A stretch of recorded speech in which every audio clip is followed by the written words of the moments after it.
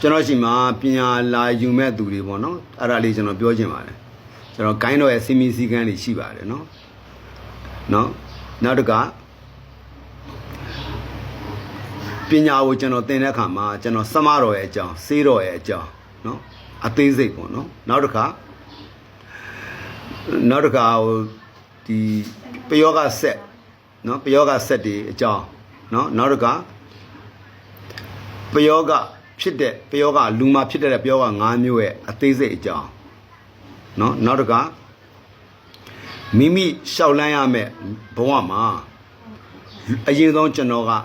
လူပီသားအောင်သင်ပေးပါတယ်လူပီသားအောင်သင်ပေးပြီးရင်ဆရာပီသားအောင်သင်ပေးပါတယ်ဆရာပီသားအောင်သင်ပေးပြီးရင်နော်သူတော်ကောင်းစိတ်မွေးနိုင်အောင်ကျွန်တော်သင်ပေးပါတယ်နော်အဲ့ဒါသင်ပေးမှာပါနော်နောက်ပြီးတော့ပြောတဲ့စကားတိုင်းမှာဂိုင်းတော်အကြောင်းပြောရင်ဘာသာသာသနာအကြောင်းမှာပါပါတယ်ဘာသာသာသနာအကြောင်းကိုနားမလဲပဲနဲ့ဂိုင်းတော်ပညာတည်ပြီးပဲလိုက်စားတဲ့ပုံကုံမျိုးလည်းကျွန်တော်လက်မခံပါဘူးနော်နောက်တစ်ခါဆရာရဲ့ဝတ္တရား5ပါးနော်ပြမဲ့စုတရား4ပါးနော်သူတော်ကောင်းတရား9ပါးမဂ်ခင်10ပါးအကျင့်မြတ်တရားနောက်တစ်ခါမိမိရဲ့ပညာမယူခင်ကရှိခဲ့တဲ့အမှုအကျင့်ဇယိုက်တွေကိုလည်း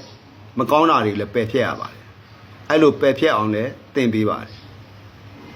အဲ့ဒီအချက်တွေကိုလိုက်နာရမှာပါเนาะကျွန်တော်ဒီတပြည့်မွေးတဲ့နေရာမှာဒါအခုလည်းဒီတိုင်းပဲလွန်ခဲ့တဲ့အနှစ်30လောက်ကလည်းဒီတိုင်းပဲအဲ့တော့ကျွန်တော်ပြောချင်တာကမိမိတပြည့်တွေကိုကျွန်တော်ကအရေးအတွက်မလို့2ယောက်ရှိ2ယောက်တည်းသွားမယ်3ယောက်ရှိ3ယောက်တည်းသွားမယ်အရေးအတွက်မလို့အရေးချင်းရှိဖို့လိုပါတယ်เนาะငါလည်းတည်းကလွတ်ပြုတ်ဆိုပြီးတော့ပညာကိုမျက်လဲကဲပြစ်ပတ်စံရရင်ပြီးရောเนาะဒီတပြည့်ကကြော့တာပဲဆိုပြီးတော့မျက်နှာလိုက်မဲ့ဆရာမျိုးတွေမှာကျွန်တော်လုံးဝမပါပါဘူးနော်ကူလည်းပြောတယ်နောင်လည်းပြောတယ်တေသွားတဲ့အထိကျွန်တော်တေကာနီးအထိပြောနေဦးမှာဒါကြောင့်မလို့အရေးအတွက်များကြမလို့ဘူးရေးလာဝါလာဖော်လျှောပြီးတော့လုံးဝမဲ့ဂိုင်းပညာလည်းမဟုတ်ဘူးရွှင်ရောဂိုင်းတော်မြတ်ကြီးအဖဘိုးတော်ဟန်ရဲ့ဂိုင်းတော်မြတ်ကြီးတဲ့မှာရေးလာဝါလာပုံစံမျိုးဇယိုင်မျိုးတွေကိုလည်းပြင်ပြီးမှကျွန်တော်ရှိလာပါနော်တခါလေးပြောလိုက်မယ်နောက်ဆရာပြောင်းဂိုင်းပြောင်းနော်အဲ့လိုပုံကုံမျိုးရှိမယ်ဆိုလဲလုံးမယ်ဆိုလဲမလာပါနဲ့တခါလေးပြောလိုက်မယ်နော်အဲ့ဒါကြောင့်မလို့